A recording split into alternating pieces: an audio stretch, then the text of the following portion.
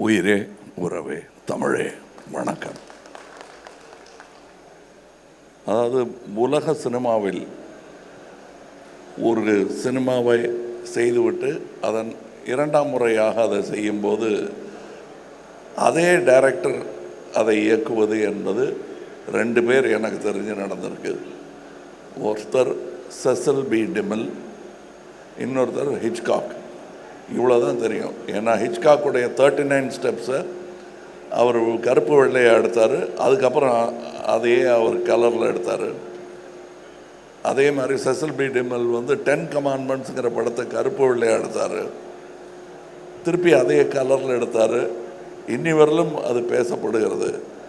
அந்த வாய்ப்பெல்லாம் யாருக்குமே கிடைக்காது. இது சங்கர் அவர்களுக்கு கிடைத்திருக்கிறது. அவருக்கு கிடைத்ததனால் எனக்கும் கிடைத்திருக்கிறது. ஏன்னா பியு சின்னப்பா அவர்கள் நடித்த அந்த உத்தமபுத்திரனில் அதுக்கப்புறம் நடிகர்தில் தான் நடித்தார். அவங்க இல்லை. நான் இருந்து இந்த ரெண்டாம் பாகத்தை பார்ப்பது, அதுவும் இந்த ரெண்டாம் பாகம் என்னும் ஒரு ஃபேஷன் வருவதற்கு முன்னாடி எடுத்துகிட்டு வந்தாங்க முதல் பாகத்தை. வேணால் ஒரு தற்பெருமை ஒன்று நான் சொல்லிக்கலாம்.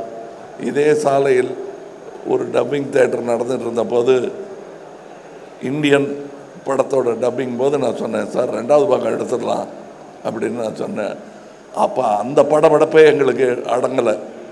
இது எப்படியாவது ரிலீஸ் பண்ணோன்னு. அப்போ நல்லா தான் இருக்குது சார், இப்போ அதை பற்றி பேசாதீங்க சார்ங்கிற லெவலில் அவருடைய மனம் இருந்தது.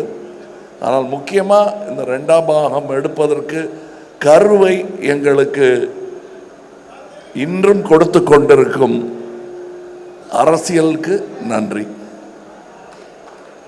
ஏன்னா இந்த கரப்ஷன் இன்னும் அதிகமானதுனால தான் இந்தியன் தாத்தாவுடைய இரண்டாம் வருகைக்கு ஒரு பெரிய அர்த்தமே இருக்கிறது உங்கள் மத்தியில்.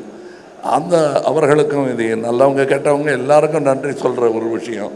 இன்னும் சொல்லப்போனால் இருக்கிறவங்க இல்லாதவங்களுக்கு கூட நன்றி சொல்லணும். இந்த மேடையில் நான் ரொம்ப சந்தோஷமாக ஒரு தலைமுறையுடன் நடித்து கொண்டிருக்கிறேன். நான் மதிக்கும் நல்ல நடிகர்கள், என் நண்பர்கள் இப்பொழுது எங்களுடன் இல்லை. அவங்களாம் இந்த வெற்றி விழாவில் பங்கெடுத்திருக்க வேண்டியவர்கள். மனோபாலா, நடுமுடி வேணும், விவேக் போன்றவர்கள். இந்த பக்கத்து ரோட்டில் இப்போ தான் முந்தானத்தை தான் எடுத்த மாதிரி இருக்குது விவேக்கோட சீன்ஸு. இவர் பக்கத்தில் உட்காந்து டைரக்ட் பண்ணிட்டு இருந்தார். காலம் எவ்வளோ வேகமாக ஓடுகிறது என்பதற்கு இந்தியன் 1, 2 எல்லாம் ஒரு உதாரணம். நாங்கள் திரும்பி பார்க்குறது கூட சங்கருங்கிற அந்த இளைஞர், அவர் நல்ல வேளை இன்னும் இளைஞராகவே இருக்கார். நல்ல வேளை நான் தாத்தாவை போட்டதுனால வித்தியாசம் தெரியல. இன்னொரு முக்கியமான ஒரு இந்த மாதிரி மேடைகளில் வழக்கமாக ஒரு 2 பேர் சண்டை போட்டுக்குவாங்க, மாற்று கருத்து இருக்கும். அது இல்லாமல் போயிடக்கூடாது இதுங்கிறதுக்காக ஒரு நம்ம ரவிவர்மன் ஒன்று சொன்னார், சங்கர் சாரும் கமல் சாரும் நினச்சாலே இது மாதிரி எடுக்க முடியாதுன்னு. எடுத்திருக்கோம். அதான் இந்தியன் 3. இந்த மேடையில் அதை பேசக்கூடாது. ஸோ அவரையும் எதிர்த்து பேசிட்ட ஒரு சந்தோஷம் எனக்கு இருக்குது.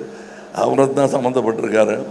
இதில் இருக்கிற எல்லாருக்கும் ஒவ்வொருத்தருக்கும் நான் நன்றி சொல்ல ஆரம்பித்தேன்னா, நாங்கள் பாம்பே போகிறதா இருக்கோம் அடுத்த விழாவுக்கு. அது ரத்து செய்ய வேண்டியிருக்கும். இப்போ டைரக்டரே சொல்லிட்டார் குணால் அவர்களை பற்றி. குணால் அவர்களை நான் சந்திச்சே 10 வருஷம் ஆச்சுன்னு சொன்னால் 10 மேலேயே ஆயிடுச்சு. எனக்கே ஆச்சரியமாக இருக்குது. விஸ்வரூபத்தும் போது நான் அவரை சந்தித்தேன். அதில் வேலை செஞ்சார். ஸோ அது மட்டும் இல்லை, இந்த படம் 5 வருடம் 6 வருடம் எடுத்ததுக்கு காரணம் நாங்கள் தொழில்நுட்பமோ இதுவோ தொழில்நுட்ப கலைஞர்களோ நட்சத்திரங்களோ காரணம் அல்ல. இயற்கை, கோவிட்லேருந்து விபத்துக்கள்லேருந்து பல விஷயங்கள் எங்களுக்கு இடையூறாக வந்தும் அதிலிருந்தெல்லாம் எங்களை மீட்டு தோளில் சுமந்து வந்த லைக்கா நிறுவனத்திற்கும் ரெட் ஜெயண்ட் நிறுவனத்திற்கும் என்றென்றும் இந்தியன் 2ம் 3யும் கடமைப்பட்டது. அதன் வெற்றியை அனுபவிக்க வேண்டும். முதல் ஆட்கள் அவர்களாக இருக்க வேண்டும் என்பதுதான் சங்கர் அவர்களுக்கும் எனக்கும் ஆசையாக இருக்கிறது.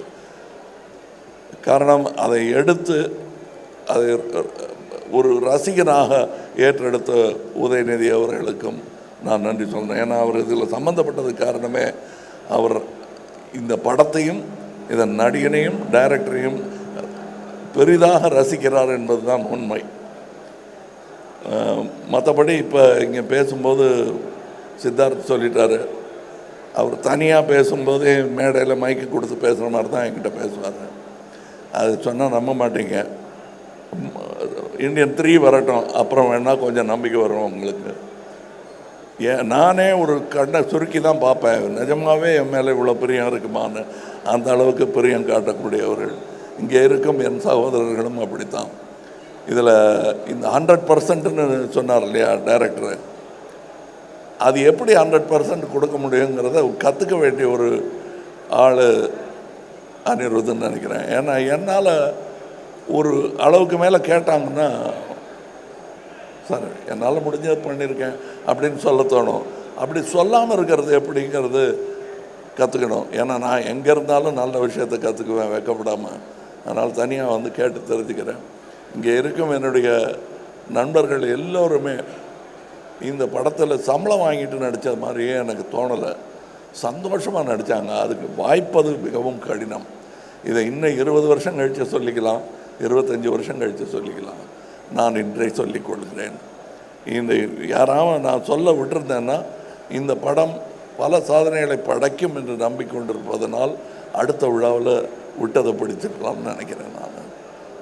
மற்றபடி உங்களுக்கு நான் இதுவரை அமைதி காத்ததற்காகவும் இனி கொடுக்க போகும் உங்கள் பாராட்டு விமர்சனம் அனைத்திற்குமே நன்றி சொல்லி விடைபெறுகிறேன். ஜெய்ஹிந்த்.